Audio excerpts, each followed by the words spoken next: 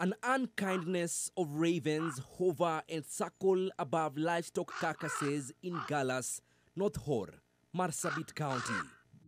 Down below, it is a macabre parade of sorts, as rotting carcasses of goats, sheep, cows, and even resilient donkeys and camels scatter the land. The ravens feed on the rotting carcasses. This is the cruel and unforgiving face of prolonged drought in Marsabit County, the face of disaster. Marsabit County is Kenya's largest county, with a landmass of 66,923 square kilometers. Its towns are far removed, with poor road network and cell phone service. For a whole week, we traversed thousands of kilometers within the county, where over 200,000 people are staring at starvation. From Marsabit town to Maikona, Huri Hills, Mangudo, Yaagara, North Hor, Horguda, Gallas and Ileret town. Livestock thrive in this vast nothingness in the rainy season, but perish in the dry season.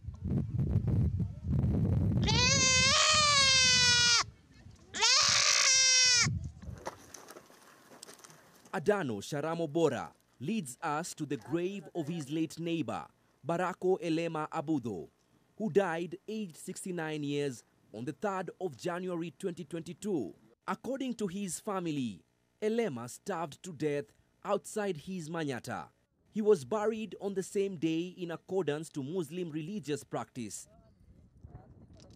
No postmortem was conducted, and the government has not confirmed that the death was as a result of the prolonged drought. Wafugaji mali ikisha kufa hivi, wao pia watakufa tu. Hakuna namna zingine kwa sababu they are depend on the livestock. Hivyo sasa yeye alikuwa mili yake inaenda chini kwa week, inaenda chini mpaka mishoe mili yake mzima ikaanza kukula. The following day, siku ya pili, akiwa anaishi tu kwa hii kitanda kidogo ambaye ni nje, mjamaa kuamuka tu ndio ameshaga. Being seriously hungry has left many weak. The elderly, women and children are the most affected. 90-year-old Duba Kanchoro lays outside his manyata in Mangudo. He is just recovering after collapsing. He has gone days without food, a situation that many in this county live with. Food is scarce. The crisis is visible. Kuanzia tarehe 6 tumepata kuna mtu alijirai. Ni hapa tu karibu kwa manyumba hii hapa karibu. Tarehe 8 pia tulipata mwingine hapa anajirai. So bado inaendelea hii jambo, ziko kabisa. Ziko kabisa. Na vile hali ya ardhi ziko hata nyinyi manyawe naona. Hali ya watoto pia the same apply. Kwa sababu tunaona wazee hawana kilo sahihi, tunaona mama wenye mjamzito haina kilo chochote, watoto pia ni namna hiyo. In the face of hunger, elders gather to find a way to save their livestock as they fight for survival. They say they haven't seen it this bad in 30 years, and now they feel abandoned, left to die slowly. Hata serikali yetu ajui sisi hapa. Hakuna mtu unakuja na angalia sisi. Kila siku nasema sisi uko. Kama uko gari moja hata siku mbili gari moja nakuja hapa. Most pastoralists milk their livestock in the morning and evening. But due to the scorching sun, the bare land has no pasture with which to feed their livestock. The animals are now emaciated and have no milk to produce. In Horiguda, North Hor, Godana Boru has resorted to feed his cattle with carton boxes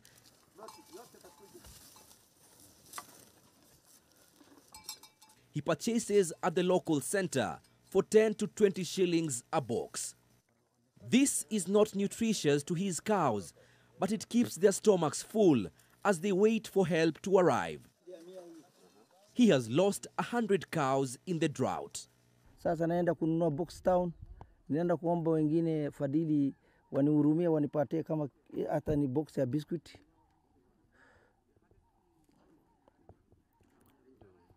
Ndio alafu tuwapatie.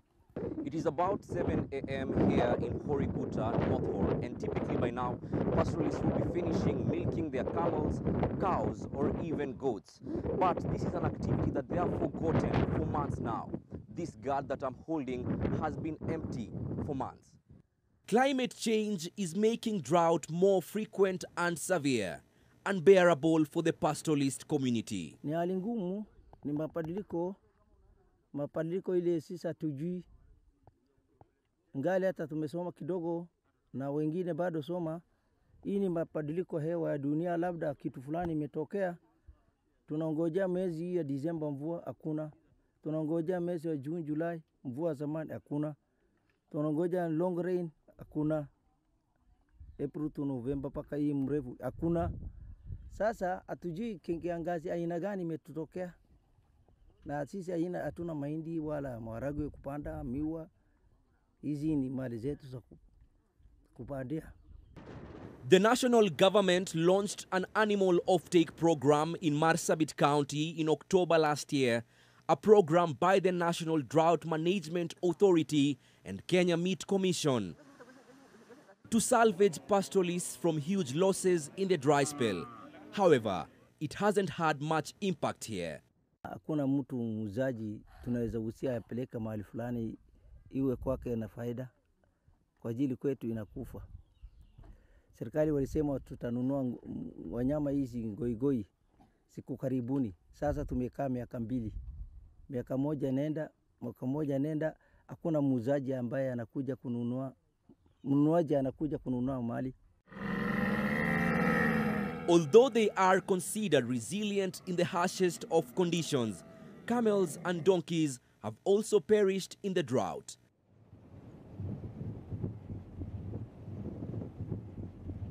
Some pastoralists feed their camels with porridge due to lack of pasture.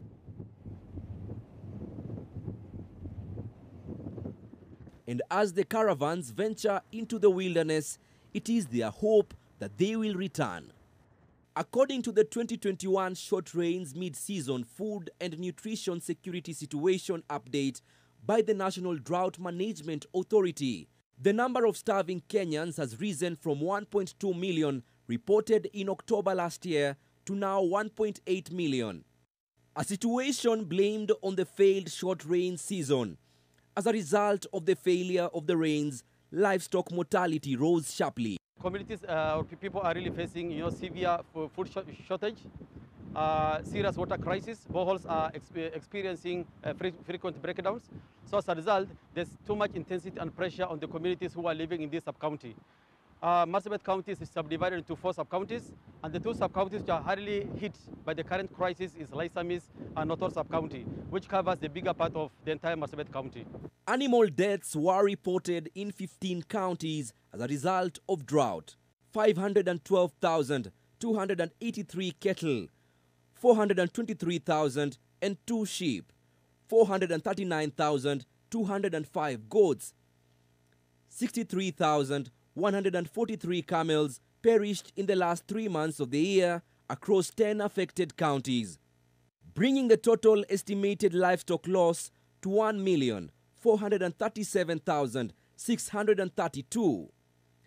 Garissa, Mandera, Marsabit, Isiolo, and Wajir were the most affected counties. Looking at the entire North sub-county, from the 3 days assessment which we've seen is, over 60,000 sheep and goats have perished, over 30,000 cattle have perished, and also over 10,000 camels have also perished.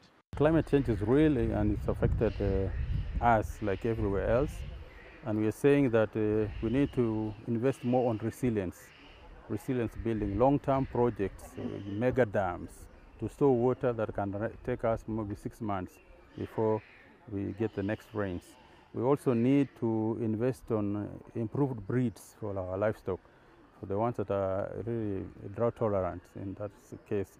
And we need to diversify livelihoods. Instead of continuing to do pastoralism alone, we need to go to either beekeeping and nature-based enterprises. So we need to support that, and then for our livestock to be more useful, we need to also to develop the marketing system and value chain activities so that we practice commercial-based livestock keeping instead of this pastoralism where we look at it like it is more or less on traditional basis. In the dry season, every drop of water is a vital resource to the communities faced with starvation. However, access to water is a big challenge. These women have walked tens of kilometers to this sunken tank. To them, an oasis of sorts. They come here every 10 days to fetch water supplied by the Pastoralist Community Initiative and Development Assistance, PASIDA.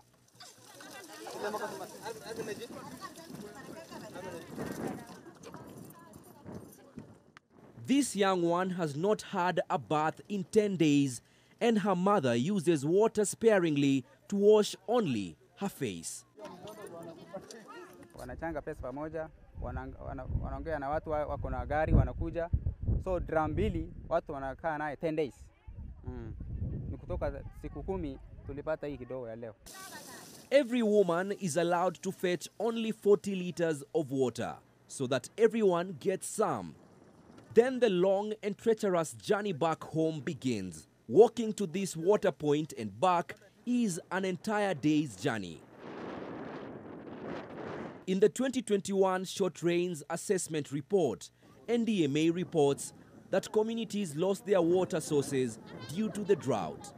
Turkana, Samburu, Marsabit, Kitui and Makueni counties are mainly relying on boreholes and shallow wells. About 80 to 90% of water ponds and dams have dried up in Turkana and pastoral zones of Marsabit.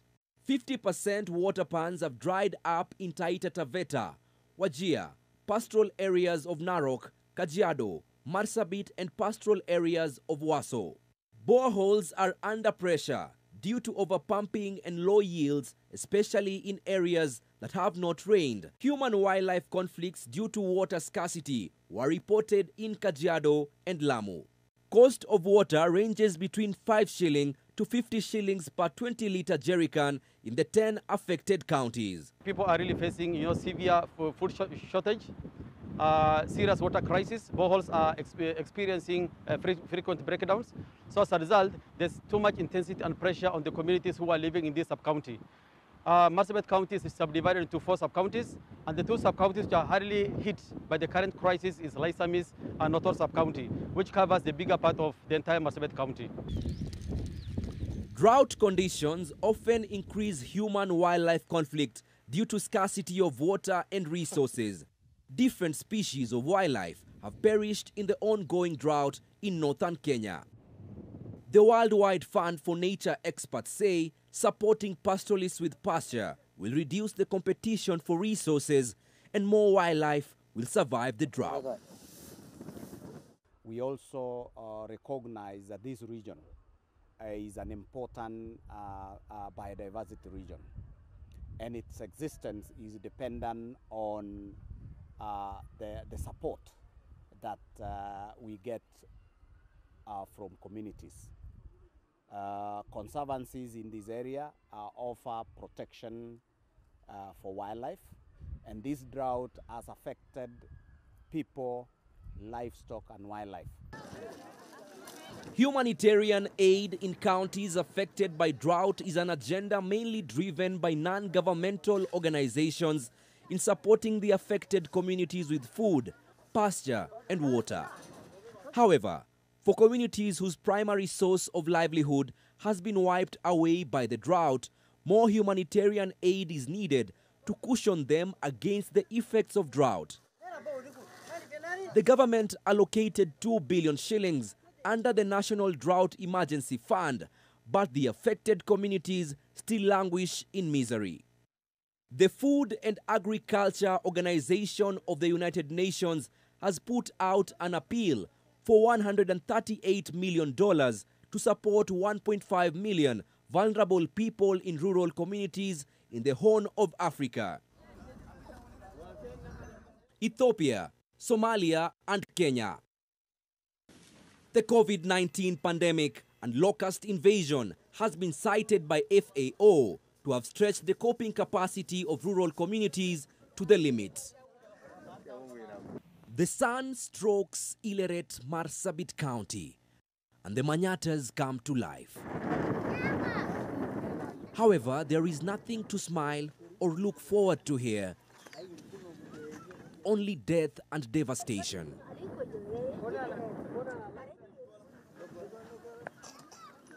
Dragging dead livestock from the animal pens each morning has been the norm for months now. The air is heavy with the smell of rotting flesh.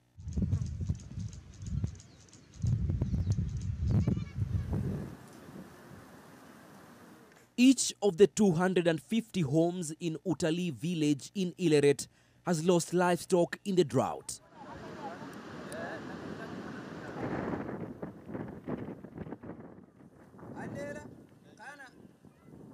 Oisio Twala is a depressed man.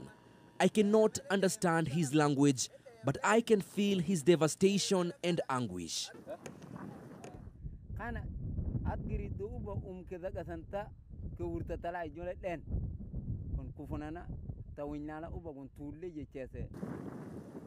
Oisio used to herd his animals kilometers away from the manyatas in Utali village in the rangelands, popularly known as Fora by locals. With no pasture to feed the animals, the herding trips no longer happen. He now spends his days around his home, hoping for survival.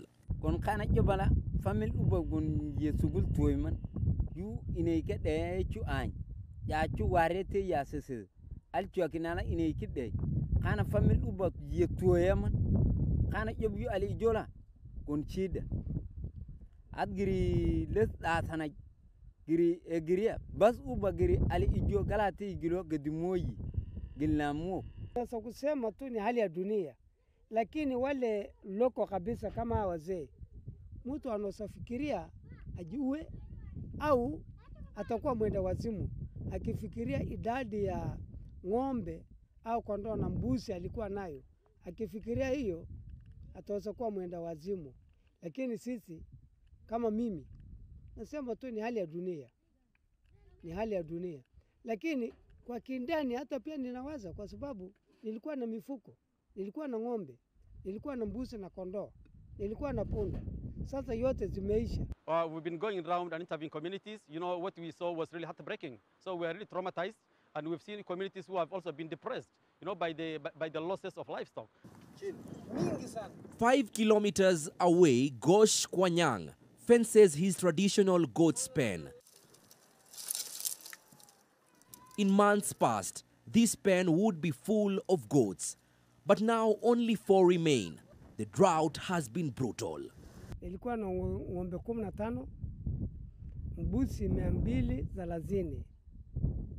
Na yote ng'ombe kwanza yote kusha ile 15 yote zimeisha. Na mbuzi zile nilikuwa nayo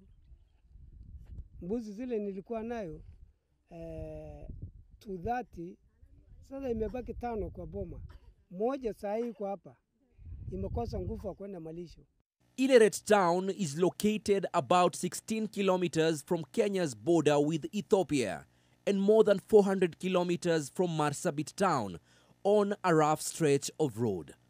Pastoralists in Ileret depend on barter trade with neighbors in Ethiopia for food, but with no livestock to trade, a healthy meal is only but a dream. Sahi kitu ukula ni kimungu tu tunapata, kwa sababu market ile tulikuwa tunategemea huko Ethiopia, tulikuwa tunapeleka mifuko huko, ng'ombe, mbuzi na punda, ndio tunaenda tunapedelisha na pesa ya Ethiopia. Hiyo pesa ndio tunatumia kununua chakula, tunapata kulisha nayo watoto. Sasa kwa vile mifuko imeisha, hasa hakuna kitu ya kupeleka huko. Education is affected when drought strikes, as resources are depleted, with no food in school and at home. Many pupils return to their families. Here in Utalii village, several school-going children are spending their days helping their parents drag the dying livestock away from the home. Mimi ni mtoto ya shule, niko darasa 6 na sijaenda shule kwa sababu sina pesa ya kulipa shule. Ng'ombe wetu imeisha yote. Some do not come to school because they do not get the food here in the school. Because there is shortage of food, the government of Kenya used to give us food in these ASAL areas. But since last year, we have not received any food in the school, and therefore the learners who are coming to school, others drop out, others they came one day and then another day they just stay at home. Most of the people here are illiterate and only few can speak Swahili or English. The Dasanach community which lives in Ileret are a marginalized lot. 25-year-old Dugum Atom has 4 children. This plain corn meal is their first meal in 3 days. Her youngest son is barely 1 year old. She is lactating, but she tells me there is no breast milk for her child as she hasn't eaten anything for days.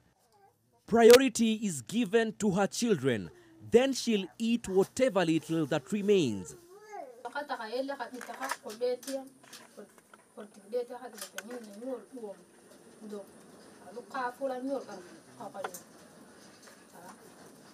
Ileret has the highest malnutrition rate in this country. And that is because, you know, if people are losing their livestock, if they are losing their livelihood, and this has been happening, you know, for the last 6 months. You know, that means not only for the under 5, but also for the elderly and also pregnant mothers, the situation is really dire. When night falls, families living in these manyatas in Ileret brace themselves for a long night. Agus Nyemeto has 8 children, and she is pregnant with her 9th. But her pregnancy journey has been nothing but a risky one. She risks losing her 9th child due to poor nutrition. The gourds inside her manyata are empty and now filled with beans. Smoked corn, usually hung on the roof of the house by most pastoralists for the lean times, has all been depleted. One of Nyemeto's sons, Alfred, not his real name, is a Standard 8 candidate in Ileret Primary School. He is supposed to sit for his national exams in March this year, but has had to drop out of school due to the situation at home.